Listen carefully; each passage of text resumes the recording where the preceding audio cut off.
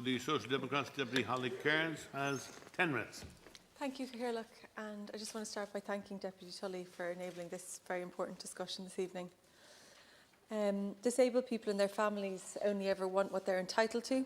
In briefings by disabled persons' organisations, in meetings with distressed and frustrated parents, in all the reports from organisations, they just need proper services.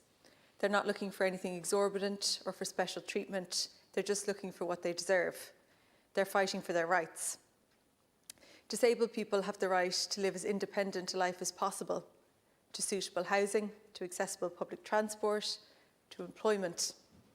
Children have the right to be seen by medical professionals and therapists in a timely manner, and they have the right to education.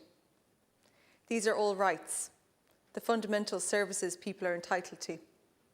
However, we all know that every day these rights are breached.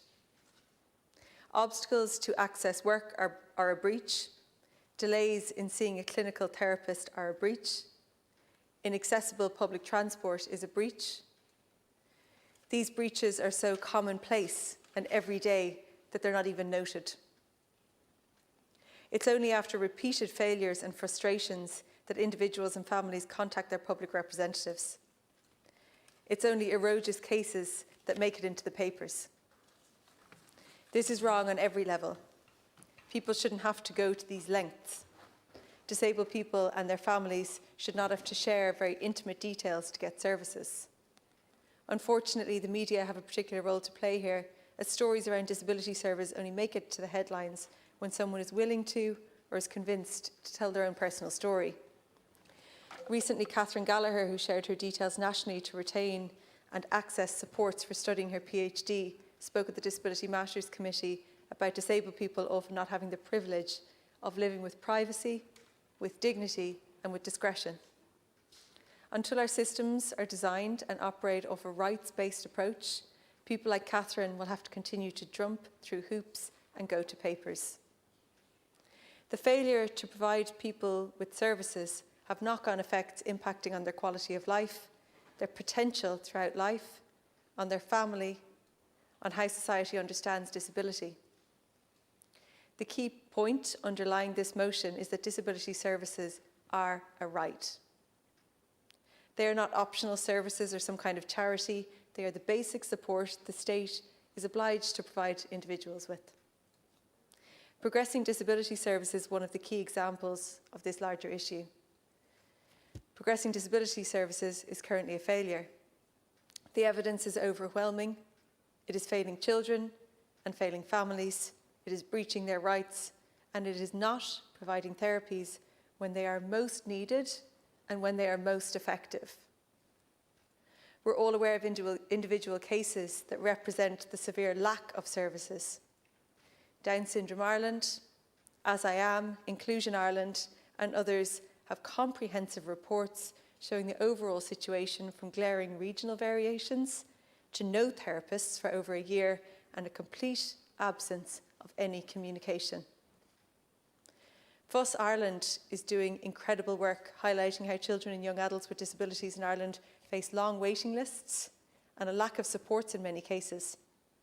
They have regular protests and are very active on social media. They shouldn't have to be. Each of their protests and meetings symbolises the failure of our current system. The lack of communication and accountability is a major concern. Family forums were supposed to be an important pillar of progressing disability services. As families still wait for many of the forums to be established, they have formed their own networks and have tried to proactively engage with disability services management in CHOs, but they have received very little engagement. It's essentially impossible to meet management in CHO4. Children's disability network teams are not fully staffed. This is a self-perpetuating issue here, as under-resourced teams lead to overstretched staff who feel they're not providing the care that they want to and are being ethically compromised with the limited time they can give children. They then migrate to other countries or go to private practice just to be able to do the jobs that they're supposed to do. Related to that is how student therapists are treated, many of whom receive no remuneration for their internship or placement work. If we want to retain these professionals as graduates, they need to be respected from day one. Another group that demonstrates the desperate state of disability services are the over 1,300 people under 65 forced into nursing homes because the state can't support them in community settings. These are individuals with certain clinical needs that are capable of living independently if supported. Instead, they're being institutionalised in nursing homes, spending their days with people 30 and 40 years older, knowing that under current rates of decongregation, they will never leave these homes. The Ombudsman's report last year, titled Wasted Lives, Time for a Better Future for Younger People in Nursing Home, charts the scale and the impact of this issue. In his foreword, Peter Tidal wrote, "Once you start unpicking the issues, it is clear that the systems are not in place to support people with disabilities. There is no system to ensure that every person has a key worker to enable them to access services. There is no consistent process for establishing people's needs and preferences. As a consequence, there is no way of identifying overall requirements and no planning to address them. Clinical evidence and findings from HICWA show that life is better for people not living in larger settings.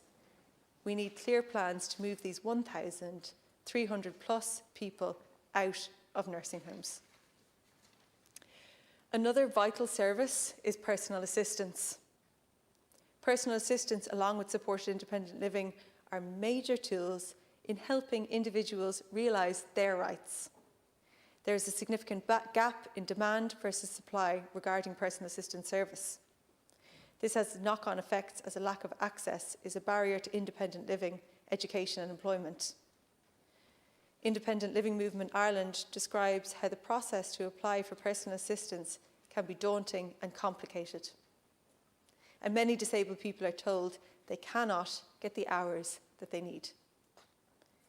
Increased funding for personal assistance will be transformative for individuals and their families, but it will also be an economic and social investment, as it will enable whole cohorts of people to enter education and employment and to live in their community.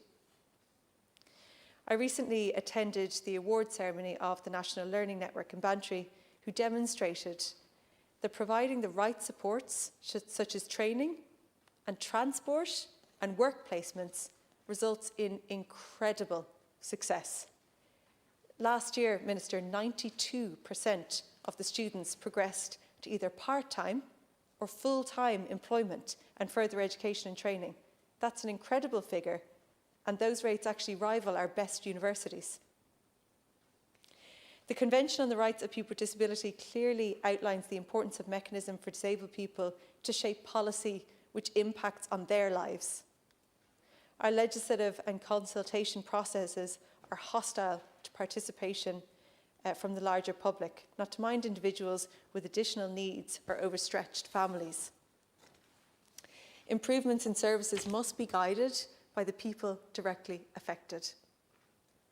There is a glaring need for more investment in disabled people's organisations or DPOs and advocacy services. We have a small network of DPOs that are helping transform how we understand disability and policy. However, they have limited capacities and require proper funding streams from the government that guarantee their operations and independence. National Advocacy Service for People with Disabilities, funded through Citizens Information, is a vital service in helping represent the rights and preference of disabled people. However, this service is vastly oversubscribed, and this needs to be recognised both by the government and the Citizens Information Board. We're obliged to provide individuals and groups with the tools to advocate for themselves and to influence decision-making. Finally, the motion rightly highlights the continued failure of government to publish the Disability Capacity Review Action Plan. My motion on the cost of disability included the call for the publishing of the report back in early July. Minister Rabbitte, you informed the Dáil that you had signed off on the report and that it was with Minister Donnelly. You assured us that, and I quote, "we were within weeks of having it published." Well, now it's months later, after the budget, and disabled people are still waiting for this action plan. The Disability Capacity Review was published in July 2021. It's October 2022, and still no sign of the action plan. How many more motions will it take for this plan to be published? Thank you, Deputy. I now